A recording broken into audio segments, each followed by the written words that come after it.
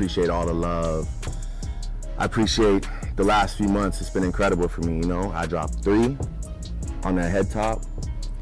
These guys are dropping albums. It's like hello and goodbye. You know what I'm saying? And careful with that reply because the pen isn't dry. I'm just letting you know. That's what I'm on. By the way, let me pop it.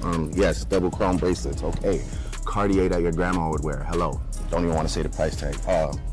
Diamond cross on the jeans. Like, it's just really, I don't know how to explain it other than Ross has just always been one of my favorite rappers ever. I'm lying, I'm flying economy. I bet I know who I see. I appreciate the last few months. It's been incredible for me, you know. I dropped 3 on that head top. These guys are dropping albums. It's like hello and goodbye. Saying careful with that reply because the pen isn't dry. I'm just letting you know. Things around Drake are getting messy again, and this time, it feels like he came back with a little more fire in his pocket. After dropping 3 albums on the same night, Drizzy stepped away from the spotlight for a while, kept things quiet, and watched the rap game from the sidelines. Those G-Unit sneakers gonna be in Costco, baby. I like the Lloyd Banks ones better than all the other ones. Them other niggas ain't even got no sneakers. But 50, give Lloyd Banks his own high top sneaker. And since the Shreveport shit ain't happening no more, you know what I'm saying? You can focus on the sneakers.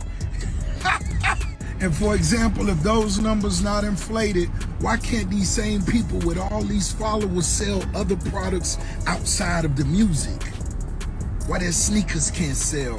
Why their alcohol can't sell? Why this can't sell? If you genuinely gotten a gazillion people that could do this with your music the first week, why everything else you do outside of music is unsuccessful?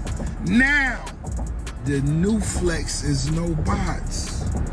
And you the boat. That's what Ricky Rose is. You know what I'm saying? You feel me? While other artists were dropping projects, catching praise, or dealing with criticism, Drake seemed to be sitting back and taking notes. Now, months later, he's showing up on live streams again, and the energy feels completely different. Y'all it's crazy. These say they could sell 300 gazillion streams in the first 3 weeks, but where your clothesline at then? Why you ain't selling no shoes? You should be able to sell protein shakes if you sell that many streams. Y'all should be selling peptides. You should be able to sell anything if those numbers weren't inflated.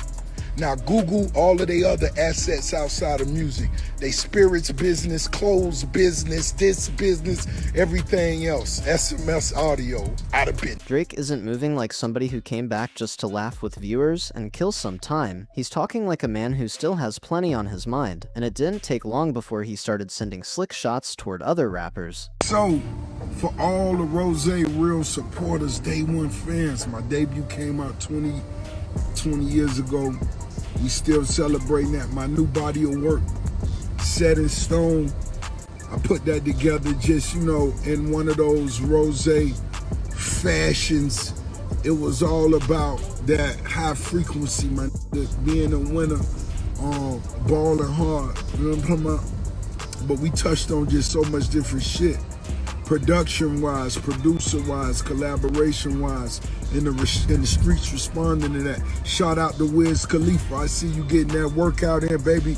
Going hard to that purple and all.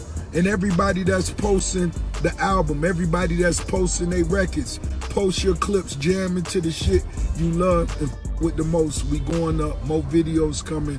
Check out the ones we done released, set in stone, out now, biggest. That's becoming part of the Drake livestream experience. He gets comfortable, starts talking, and sooner or later, somebody in the industry ends up catching a stray. Tony Yayo calls out Rick Ross after Tony Yayo seen that Tory Lanez sold more copies the first week than Rick Ross did with all his promotion interview runs. And even going on to call out artists like 50 Cent, Drake, and claiming that he was the biggest of all time, that ended up getting outpaced by someone that did zero promotion and is sitting in jail. Fans already expected him to joke about rappers whose recent projects didn't perform as well as expected, but one name was almost impossible to ignore: Rick Ross, better known as Ricky Rose. Young T, What? you listen to his new album? Whoa, Trick. Your baby daddy. Rick Ross's brand new album is a complete disaster. Ross came out and like the numbers on streaming were mad low. Oh, that was Aiden Ross with streams before Aiden Ross had ever streamed.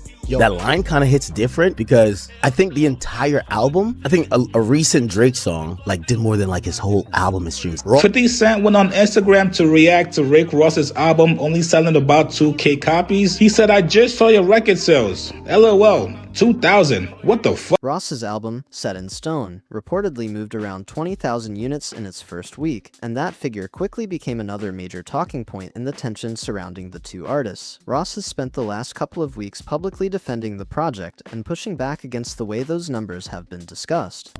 I got a question. Would you rather have paddies in your size, enjoy your entire bottle of Luke Belaire conversating business with the boss, or listening to the vinyl with Ricky Rose and taking your autographed CD home? What would you rather have? But Drake didn't exactly look interested in letting the situation fade away quietly. Instead of simply laughing at the sales and moving on, Drake appeared to make the live stream much more pointed. The jokes were one thing, but then Drake dropped a message that sounded a lot more serious, almost like a warning to any rapper thinking about firing back at him. Drake said, "Yo, be very careful with your response. The ink on my pen isn't dry yet." That is a wild line, because it makes it sound like Drake believes he still has plenty of material ready to go if somebody decides to step into the situation. He didn't even need to name every person he could have been talking about. That one message was enough to get fans debating who might be next. In rap, a statement like that can instantly have people watching every post, lyric, live stream, and interview, waiting for the next move. Trayvon Diggs, they want to cut it. No, I won't let Coach come here, buddy.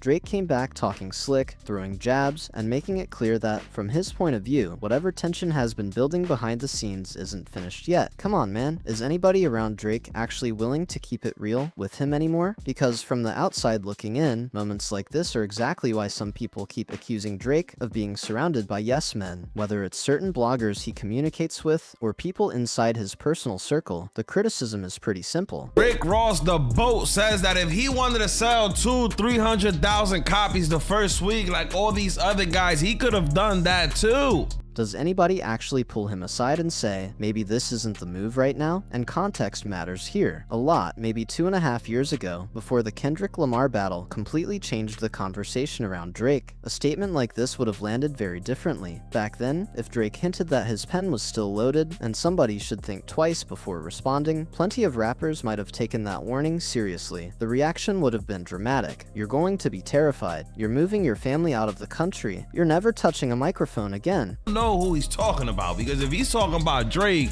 or if he's talking about 50 Cent, I don't understand what is he actually talking about, because both of these guys are moving whatever it is that they're pushing. I haven't heard Drake or 50 Cent flop on anything that they touched in the last couple of years. That whole career-ending threat type of energy, obviously, that's exaggerated battle rap talk, but that's exactly the image Drake's message seems designed to create. Not letting the fuck up on you, nigga. You hopped in beef for no fucking reason, nigga. You inserted yourself when you had nothing to do with this shit.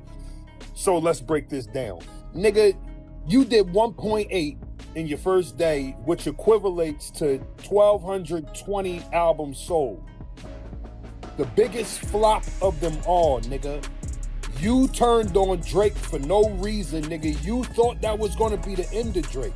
So you wanted to hop on that fucking boat because you were a low-key hater the whole fucking time. You hated how every song that he did with you blew up, but your own shit sucks. So you hopped on that fucking train, nigga. So stay on that side, nigga. 1,200 albums sold your first day. That's embarrassing, nigga. 1.8, Janice streams 2 million per day. Let's talk about it, nigga. The problem is, we're in 2026 now, and after everything that's happened publicly, some listeners simply aren't hearing that tough talk the same way anymore. That's where situational awareness becomes important, because Drake could have easily kept the whole thing funny, landed the joke, and walked away. He could have simply said, "Yo, you rappers that hate me flop. You talk so much about me, but your album flopped. You couldn't sell what I sold." Boom. That would have been enough. So Rick Ross' first week is now coming under scrutiny. Allegedly, Rick Ross' Set in Stone, his album, is set to debut at number 45 on the Billboard 200 album charts with 17.2K first week, which means 17,200. I gotta be honest with you. I think this is about par for the course for Rick Ross. And I know y'all might be like, oh my God, no.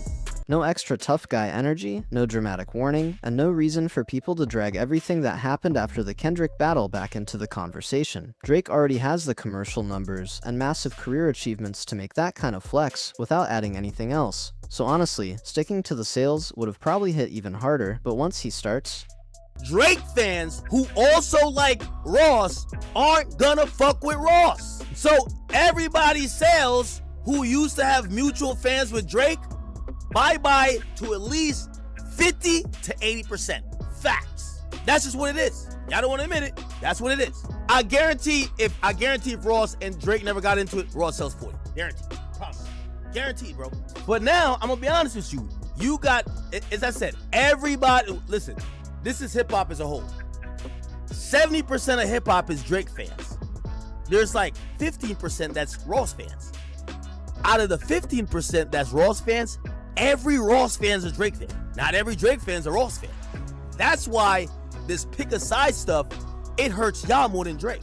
Because now, your fans that's also Drake fans, they're gonna like, well, if I gotta pick a side, I'm gonna pick the guy I like more. making statements that sound like warnings, critics are naturally going to connect those comments to the lawsuit and ask whether that intimidating rapper image still carries the same weight. And that's the awkward part of this whole situation. You can't completely control how people interpret your words once the public context around you has changed. Drake may be trying to remind everyone that his pen is still dangerous in a lyrical sense, but some fans are hearing something completely different. Instead of thinking, Drake is about to destroy somebody on a record, they're cracking jokes about lawyers, paperwork, and courtrooms. That's not exactly the reaction you want when you're trying to sound intimidating, and that's why the tough guy angle is becoming a much harder sell. Then things get even more uncomfortable for Rick Ross, because Drake's Iceman is being talked about like another major release. Now, are you putting the Drake beef to rest? Honestly, I discuss a lot of things. You know, Set in Stone is all about etching a little bit at a time. I don't understand. You're squashing the beef. We'll have So to I don't know see. if that means barking Ricky it up. Rose is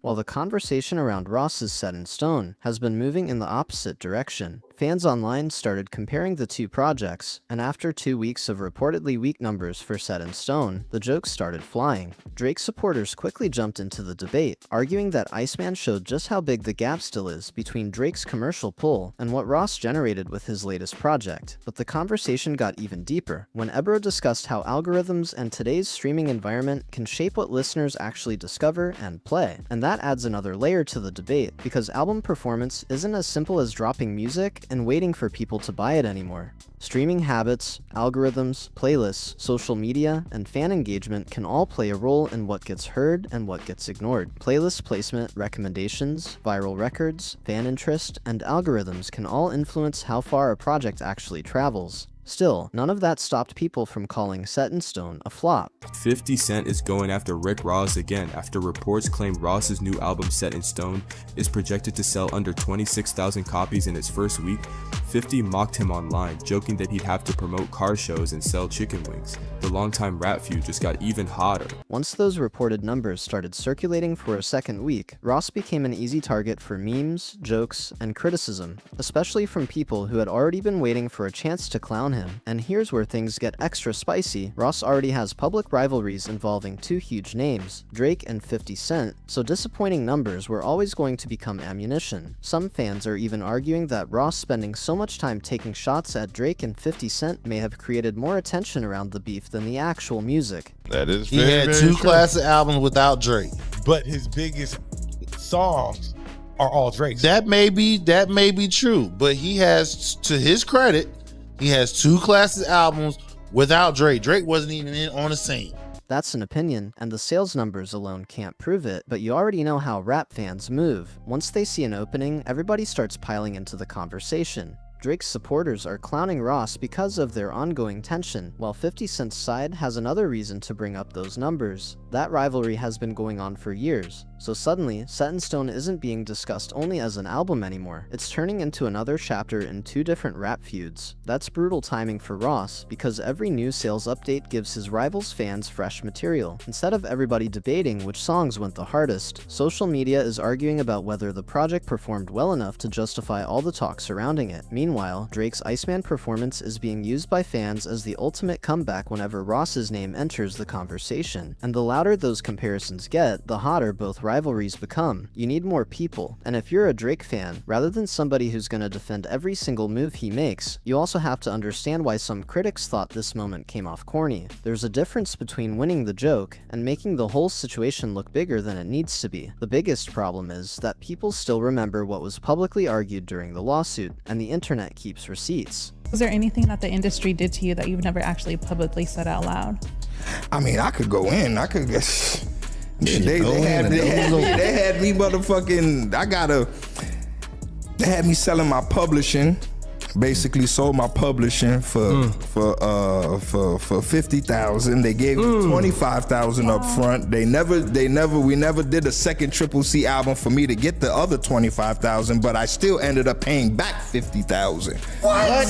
Yeah. This wasn't some random blogger describing Drake's emotions. This was language presented by his own legal team in court. As a direct and proximate result of defendant's conduct, Drake has suffered significant general, actual, consequential, and special damages, including, without limitation, impairment of reputation and standing in the community and in his profession, personal humiliation, mental anguish and suffering, emotional distress, stress, anxiety, lost earnings, and other pecuniary loss. That's why the new Battle Ready talk is getting such Drake fans who also like Ross aren't gonna fuck with Ross. So everybody sales who used to have mutual fans with Drake, bye-bye to at least 50 to 80%. Facts. A mixed reaction. Critics are looking at those two versions of Drake and saying they don't seem to match. After the battle, his lawyers described serious alleged harm and emotional distress. Now, Drake is back on live streams talking like rappers need to be careful because his pen still has something waiting for them. It has been announced that 50 Cent will be re-releasing his iconic G-Unit sneakers, and you know who couldn't wait 1 minute to troll 50 after he heard that? It was Rick Ross. That's a difficult switch to sell when the lawsuit is still fresh in people's memory. Maybe if 10 years had passed and the entire situation had faded into hip-hop history, fewer people would care. But it's 2026, fans remember what happened, screenshots travel fast, and every tough statement is going to be compared with those court filings. And Drake wasn't finished there, because the live stream also had people convinced he was throwing slick shots in Jay-Z's direction, and that's where things get even more interesting. First, don't automatically accept anyone's claim that Drake and Jay-Z definitely have no issues with each other, because outsiders simply can't know everything happening behind closed doors. At the same time, it's important not to turn fan theories into confirmed facts. What we can say is that listeners have been analyzing Drake's comments, lyrics, and moves for possible Jay-Z references, and those interpretations continue feeding speculation about tension between the two rap giants. And Rick Ross took it to his Instagram story to say this: Costco got these now. Lloyd Banks high tops better. And again, he tagged that post with one of his tracks from his album, promoting his album. And listen, man, I get it, Ricky. You gotta do what you gotta do, man, to get them streams flowing. You know what I mean? If Jay-Z believes those shots are actually aimed at him, though, fans are naturally wondering how long he'll stay quiet. Drake and his fan base have repeatedly sparked online conversations involving Jay-Z, and every new perceived jab makes people ask whether Hav will eventually answer through music or simply ignore the noise. Drake seems comfortable letting that speculation breathe, almost like he's testing how far the conversation can go before somebody responds. And Jay-Z isn't exactly a rookie when it comes to competitive rap. His career includes legendary lyrical battles and plenty of moments when he answered pressure on wax. So if this ever turns into an actual rap exchange, fans already know they're going to be watching every single bar. So when Drake starts moving like this, people aren't just watching Drake anymore. They're watching Jay-Z too, waiting to see whether these supposed shots stay as internet speculation or eventually turn into something much bigger. At this point, all fans can really hope for is that whatever happens next stays in the music and doesn't turn into another legal situation. It's entertaining when Drake throws slick jokes, takes shots at Roc Nation, clowns Rick Ross over the conversation surrounding Set in Stone, or sends messages toward other rappers he's had problems with. That's part of what makes hip-hop competitions so exciting. But if you're going to poke at people publicly, you've also got to understand that somebody might eventually poke back, and that's exactly why all eyes are now on Drake, Rick Ross, Jay-Z, Roc Nation, and everybody else getting pulled into this growing mess. Drake has made it clear that he still wants to talk his talk, and based on how fans interpreted this live stream, he doesn't seem interested in letting old rivalries quietly disappear. Whether these comments actually lead to new diss records is another question, but the tension is already giving the internet plenty to debate. If somebody from the other side decides to respond on wax, fans are going to expect Drake to handle that response as part of the same competitive rap environment he stepped back into. No changing the rules halfway through, no pretending the energy came out of nowhere. Just bars versus bars, and let the listeners decide who came harder. But now, I want to hear what you think, because this entire situation has people picking sides all over again. What do you make of Drake taking shots at Ricky Rose, while fans are already clowning the reported performance of Ross's latest project? Do you think Drake has earned the right to talk his talk based on his own commercial success? Or did the battle and lawsuit make these new tough statements harder to take seriously? And most importantly, what did you make of the apparent Jay-Z and Roc Nation shot? Was Drake really sending Hav a message, or are fans reading way too deeply into something that might not even be that serious? And if Jay-Z does believe Drake was talking about him, do you think he should finally respond on a record, or would ignoring this situation actually be the bigger power move? Drop your take in the comments below, because I want to see where everybody stands on this one. And if you enjoyed the video, hit that like button, subscribe to the channel, share this video with somebody who's been following all this rap drama, and turn on those notifications so you don't miss what happens next. Thanks for watching, and I'll catch you in the next one.